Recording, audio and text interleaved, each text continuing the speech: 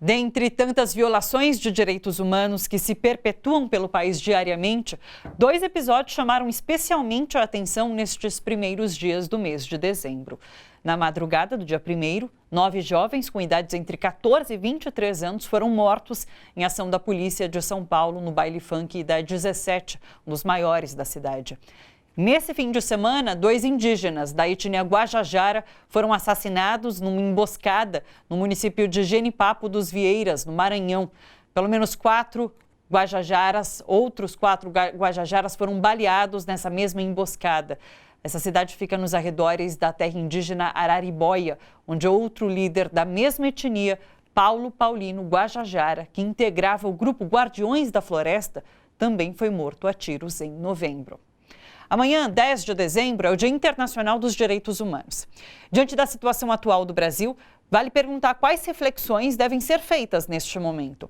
Para conversar sobre todas essas questões e sobre perspectivas, claro, para a defesa de direitos no país, o Fundo Brasil de Direitos Humanos traz hoje para o nosso estúdio a idealizadora e articuladora da Frente Nacional de Mulheres do Funk, a Renata Prado, que acompanha o coordenador de articulação do Fundo Brasil, Douglas Belchior. Bem-vindos, pessoal. Obrigada pela presença. Na semana passada, quando se aprofundaram as discussões em relação ao que aconteceu naquela madrugada, muito se falou sobre o baile funk. Daí muito foi falado sobre, por exemplo, quando a polícia foi descrever a ação, ela falou assim, a gente tenta chegar no pancadão ali no baile antes dele se formar, antes de o baile acontecer. É sempre nesse viés, é sempre assim, não vamos deixar o baile acontecer. Isso não pode acontecer, porque isso um baile funk não é para acontecer. E não é essa discussão que tem que ser feita.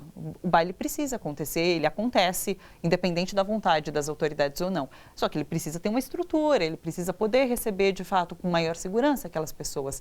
Como vocês têm encarado essa questão? Bom, acredito que é importante a gente buscar políticas públicas que organize todos esses setores da sociedade e principalmente a cultura.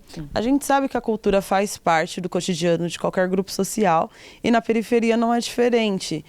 Atualmente, o ritmo que mais chama a atenção da juventude no Brasil inteiro é o funk, é o movimento funk.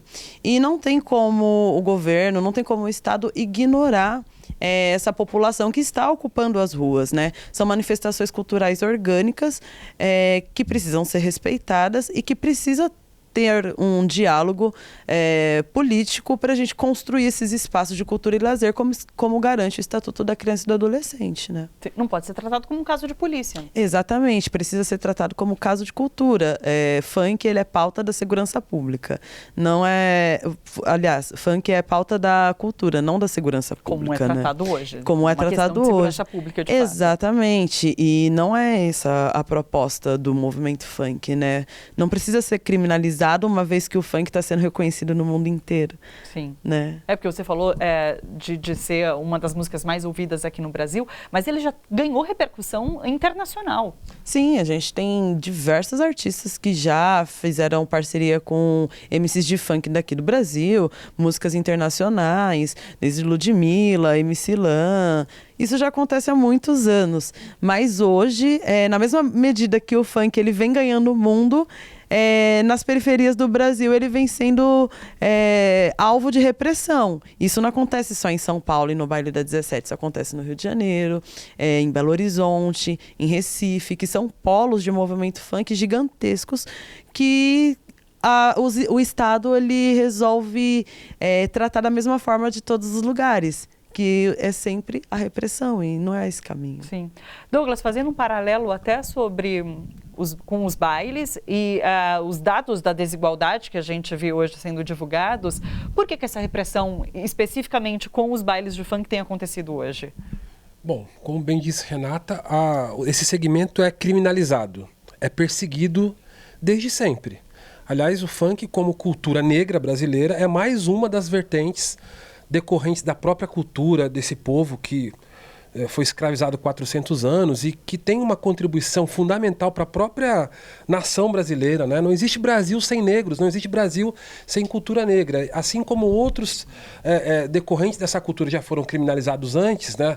A sua religiosidade, expressões como samba, como o rap ainda hoje é. Funk tem sido a bola da vez há muito tempo, alvo da repressão de diversos governos. Nós vamos lembrar o que foi o governo Dória quando estava no município de São Paulo, o que ele tem feito também em nível de estado.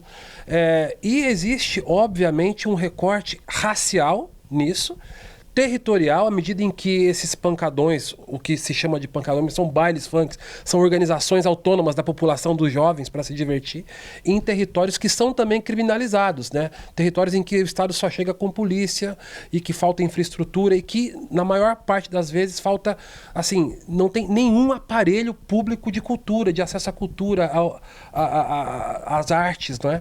Então, eu acho que é muito mais uma demonstração e deveria ser visto como uma demanda da sociedade para os governos. Pô, se existe um contingente populacional tão grande, jovens se organizando, o governo tinha que dizer, poxa, tem coisa para fazer ali, vamos estabelecer um diálogo e uma política.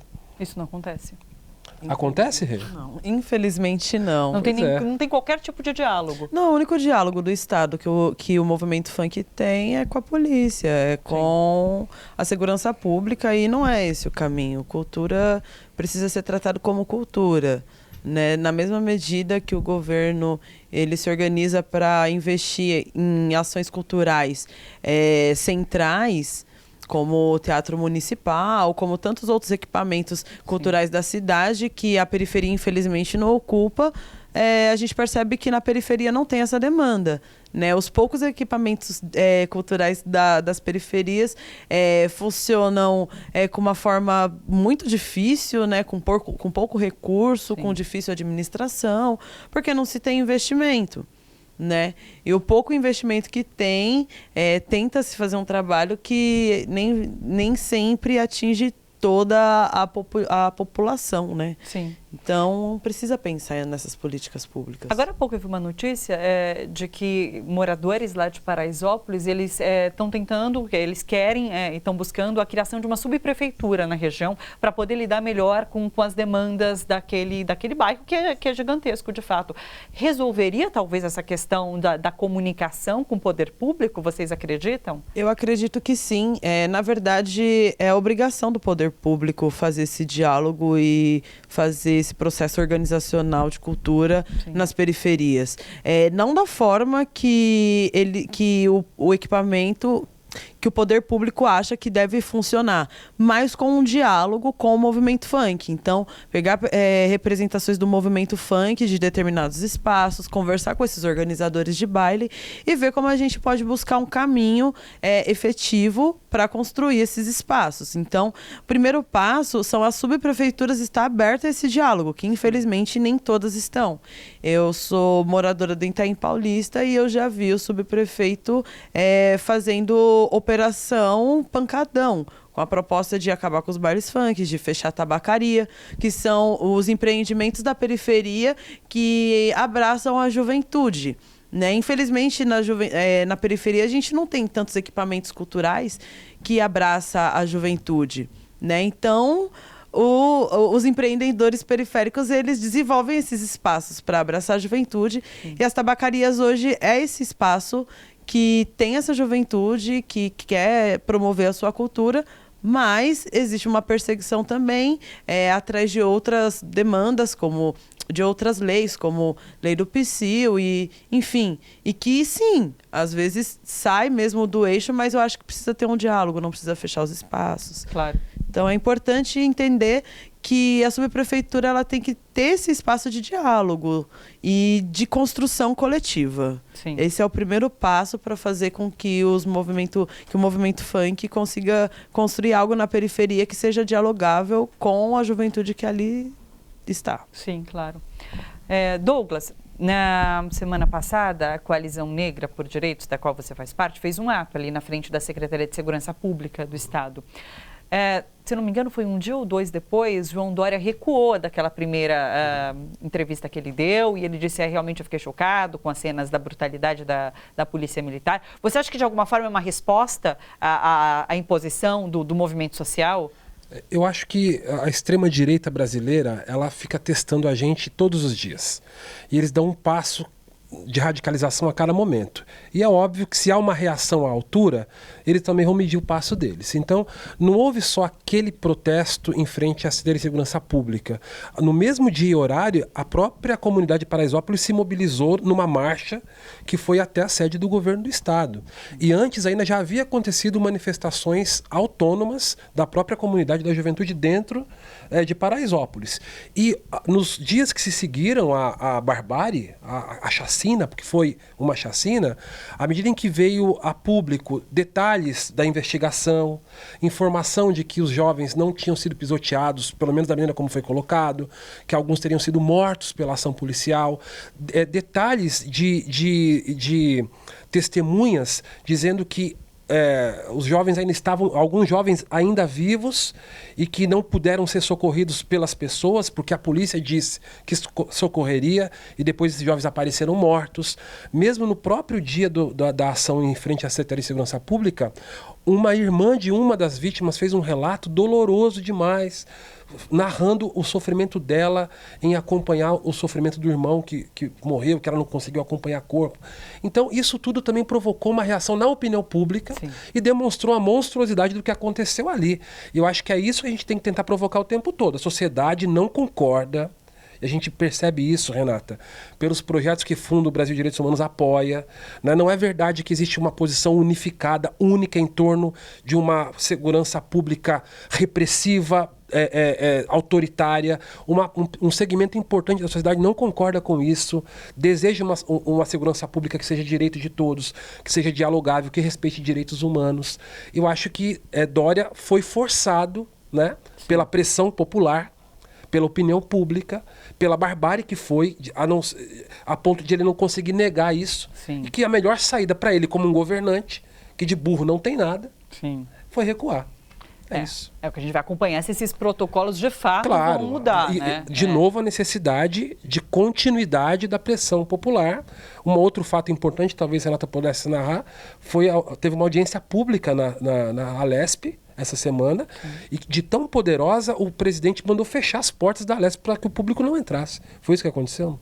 Sim, e o mais engraçado que em relatos de próprios parlamentares mesmo da casa, foi informado que a última vez que aconteceu isso foi na ditadura. Puxa, né? De fechar as portas da casa. Sim. Então, exatamente no momento que a gente faz uma audiência pública para falar... O que é audiência? Para falar do massacre do baile da 17. Tá. Uhum. E tinha que acontecer, essa audiência foi puxada pelo Mandato Quilombo, da deputada Érica Malunguinho. E ela fez isso junto com outras frentes do movimento, como a Coalizão Negra por Direitos e tantos outros articuladores do movimento funk, né? E dentro dessa audiência pública, a gente, enquanto coalizão, né, Coalizão Negra por Direitos, nos colocamos com o objetivo de levar toda essa questão que está acontecendo com o baile da 17 e com todos os bailes funk para relações internacionais, para a gente fazer denúncias internacionais. Sim. E o Parlamento Europeu vai me receber. Amanhã mesmo estamos de viagem para a Bélgica, justamente para levar para o Parlamento Europeu e fazer toda essa denúncia sobre a violência do movimento funk, porque já está num nível nacional, porque a gente tem vários estados que tem um movimento funk muito forte e que essa repressão acontece em vários estados. Sim. O que aconteceu no baile da 17 foi um estopim, né? Então, se faz necessário, este é o momento para a gente, enquanto Coalizão Negra por Direitos, levar adiante todas essas denúncias internacionais, e um dos nossos primeiros passos vai ser entregar esse relatório de violência com o movimento funk para o Parlamento Europeu nos próximos dias, porque se faz necessário a gente ter o comprometimento do poder europeu que acredita na emancipação social, cultural, é estar alinhado e ter essa aliança com o movimento funk, com a Coalizão Negra com Direitos e se comprometer em buscar caminhos para a gente conseguir evoluir nesse sentido, claro. Porque a gente não pode ver a nossa juventude morrendo e a gente simplesmente ficar calado, né? Sim, passo super importante. Olha só, você que curte a TVT e quer contribuir com a gente para que a nossa programação chegue cada vez mais longe, se inscreva no nosso canal do YouTube /Rede TVT e torne-se membro. Ou então faça a sua contribuição em nosso Catarse. É só acessar catarse.me/TVT. A gente agradece.